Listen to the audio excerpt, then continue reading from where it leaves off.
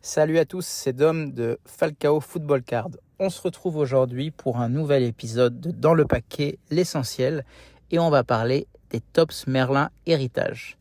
Pourquoi on parle de cette box? Tout simplement parce qu'elle est en train d'arriver chez les revendeurs et les premiers breaks ont lieu sur Internet. Donc je vous avais fait plus ou moins un épisode similaire sur Topps Déco il y a quelques semaines. Donc voilà, maintenant on s'attaque à Topps Merlin Héritage. Alors dans un premier temps, c'est quoi Topps Merlin? Alors, dans les années 90, en Angleterre, c'est Topps qui avait les droits des vignettes stickers de la Première Ligue et il sortait chaque année un album sticker qui s'appelait Topps Merlin où on collectionnait les stickers de la Première Ligue, un peu comme nous, Panini en France pour les stickers de Division 1 à l'époque et comme on a encore aujourd'hui pour la Ligue 1. Du coup, qu'est-ce qu'a fait Topps? Ils ont repris le concept et ils l'ont adapté en cartes depuis 3 ans. Et ils font cette série de cartes qui s'inspire du design des stickers, des vignettes de l'époque. Donc les cartes de base, par exemple, c'est toutes des cartes portraits de joueurs. Comme vous aviez et comme vous avez encore sur les stickers Panini aujourd'hui. Et les inserts rappellent les inserts qu'on avait à l'époque, aussi bien au niveau du design qu'au niveau des effets brillants qu'avaient les stickers brillants à l'époque où ça sortait. Donc c'est la 3e édition des Topps Merlin Héritage. Alors il ne faut pas confondre avec Topps Merlin. Topps Merlin, c'est du chrome qui sort chaque année très tard. C'est souvent une des dernières collections à sortir. Avec les Topps Merlin Héritage qui ne sont pas des chromes mais qui sont bien des cartes papier. Ils avaient sorti en première année, il y a 2 ans, les Héritage 95. L'an dernier, ils ont sorti les 97, il me semble. Et donc, ça prenait le design des stickers Topps de 95, puis de 97. Cette année, ça s'appelle juste Topps Héritage. On ne parle pas d'une année particulière. J'avais vu quelque part 98, mais en tout cas, sur la boîte, c'est pas marqué. Mais le concept, c'est le même. Ça reprend le design des vignettes de l'époque. Quand Topps a mis en vente le produit, ça se vendait à 120 pounds sur leur site. Ça contient un auto et 2 cartes parallèles. Si vous voulez acheter ça chez des revendeurs aujourd'hui, ça va être dans les 150 €. J'ai regardé chez Soccer Cards United. Le prix en vente sur eBay, ça varie entre 175 et 200 $. Donc, c'est pas une box qui prend beaucoup de valeur chaque année. Ça reste assez cheap et on va voir un peu pourquoi aussi. Mais voilà, c'est pas une collection qui est extrêmement prisée. C'est une des rares boîtes qui, même si on regarde les boîtes de la première édition, même s'il y a des rookies qui peuvent être sympas il y a 1 an ou il y a 2 ans, voilà, les prix ne s'envolent pas. Un peu comme Déco d'ailleurs, mais moins que Déco. C'est vraiment, je pense, une des boîtes, une des collections, je ne vais pas dire les moins appréciées, mais les moins collectionnées. On va regarder un peu les prix des cartes plus tard dans le podcast et on s'en rendra compte. Alors, qu'est-ce qu'il y a de spécial au niveau du design des cartes, en plus de ce que j'ai dit au début? C'est que comme dans les stickers, vous allez retrouver des cartes logo de votre équipe, emblème. Donc, l'emblème du PSG, l'emblème de United, l'emblème de toutes les équipes qui sont dans cette collection. Alors, je dis toutes les équipes, mais quand j'ai regardé la checklist, je ne pense pas qu'il y a toutes les équipes, parce qu'il y a seulement une quinzaine d'emblèmes, alors qu'il y a plus d'équipes représentées à mon avis. Et voilà, donc les cartes d'emblème pour... si vous êtes collectionneur du Paris Saint-Germain, ça peut être sympa aussi d'avoir des cartes emblèmes du club et des cartes même numérotées emblèmes du club. Et il y a un insert qui s'appelle Bobblehead, qui est designé par le même designer qui fait les artistries sur Topps Déco. Donc c'est une carte au design graphique, ce ne sont pas des photos, avec une checklist pour cette insert qui est de Odegaard, Bellingham, Cantona, Ronaldo le Brésilien et Musiala. Moi, je pense que j'irai chercher ces cartes-là parce que j'aime bien cet artiste et j'aime bien le style qu'il a. Donc voilà, ça peut m'intéresser. La checklist de base est plus ou moins pareille que dans toutes les collections déco qu'on aura cette année. Donc les mêmes rookies, rien de spécial à signaler. Par contre, au niveau des légendes, on a des noms qui diffèrent un peu de la dernière collection de déco.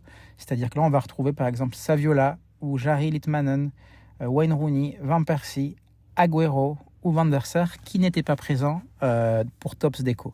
Alors Agüero, il était présent sur une carte en duo avec Alvarez, mais il n'avait pas sa carte à lui tout seul. Et d'après ce que j'ai vu sur la checklist, c'est assez intéressant parce que ces cartes-là auront aussi des autos.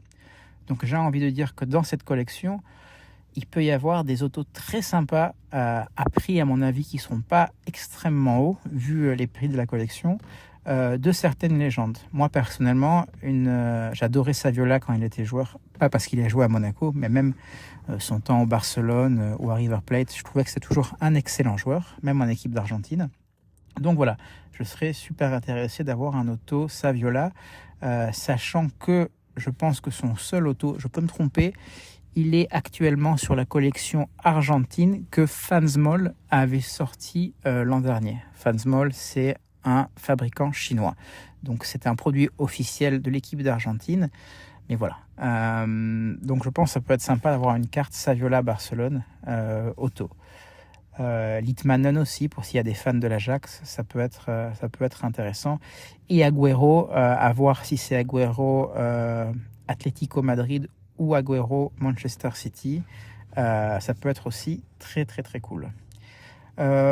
Après la checklist des autos, voilà, sincèrement, pour le reste, il n'y a rien de spécial à signaler. C'est un peu toujours les mêmes joueurs, c'est le problème de Topps. Ils sortent plein de collections. Ils ont malheureusement que des licences pour la Champions League, l'Europa League et la Conference League. Du coup, on tourne un peu en rond au niveau des autos. Là où ils essaient d'innover un peu, c'est dans les Legends. Et bon, voilà, c'est toujours mieux que rien. Un autre concept qui est peut-être sympa si je l'ai bien compris, mais ils ont un insert auto qui s'appelle Dream Team One of One. Donc, il y a une liste de 11 joueurs qui correspond à la Dream Team. Je vais vous la donner. C'est Donnarumma, Théo Hernandez, Gvardiol, Saliba, Musiala, Pedri, Bellingham, Kevin De Bruyne, Kane, Lewandowski et Haaland. Donc si j'ai bien compris, ces 11 joueurs ont une carte auto One of One, mais uniquement disponible en One of One. C'est-à-dire qu'il n'y a pas d'autres parallèles. Donc c'est vraiment 11 cartes uniques à cette collection. Donc ça, c'est un concept pas mal. Moi, j'aurais aimé qu'ils poussent le jeu plus loin, parce qu'on parle de Dream Team, on fait 11 joueurs, mais sur les 11 joueurs, il y a 1, 2, 3 défenseurs, 3 milieux de terrain, et le reste, c'est des attaquants. Ça aurait été sympa qu'ils prennent, par exemple, le Best 11 de l'an dernier en Champions League, et fassent la Dream Team de la Champions League l'an dernier, avec des autos et des cartes uniquement numérotées à One of One. Donc voilà.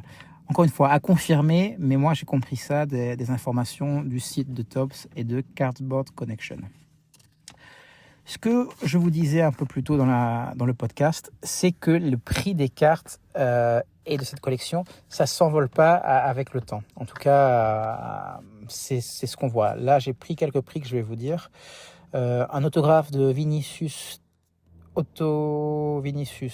parallèle à 25, ça part à $135. Une Camavinga auto numérotée sur 10, $126. Une Pedri auto numérotée sur 10, $40. Si on prend la rookie de Zaïre Emery numérotée à 99 en auto, $49.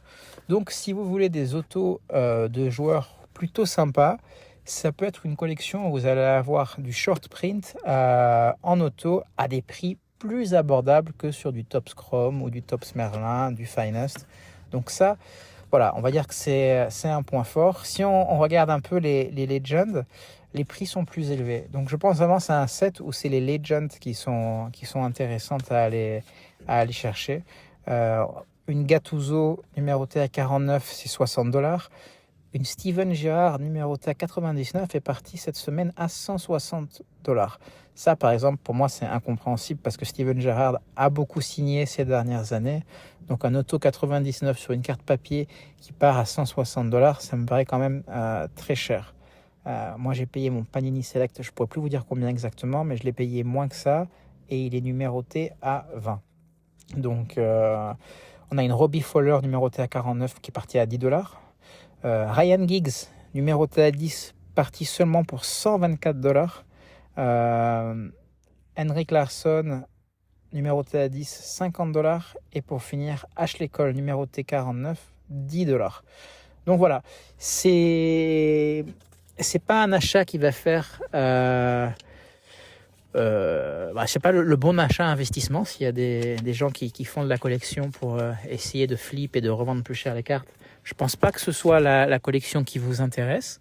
Par contre, si vous essayez de vous faire une collection assez sympa d'auto, que ce soit de joueurs modernes ou même de Legends, ça peut être assez sympa. Moi, le style des cartes, ça me dérange pas.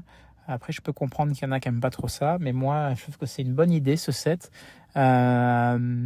C'est juste dommage qu'ils aient pas un peu plus travaillé l'originalité. Alors, ils se démarquent par le design et c'est tout. Alors qu'une Topps Déco, par exemple, va se démarquer par le design de ses cartes et en plus par les innovations qu'ils font avec la checklist. On a du double auto, on a même du triple auto. Donc voilà, c'est le genre de choses que j'aurais aimé voir aussi chez Topps Merlin. Ça aurait rendu la boîte plus attractive à mon goût. Mais bon, c'est comme ça. Voilà, à vous de faire le choix si ça vous plaît ou pas. Je vous conseille d'aller voir Soccer Cards United ou CTRL Breaks pour acheter des box à des revendeurs ou pour faire du break parce que les prix sont pas mal. Mais comme je vous dis, même sur eBay, les prix ne montent pas très très très haut. Donc voilà. J'espère que l'épisode vous a plu, que ça va vous aider à vous décider sur que faire avec cette collection.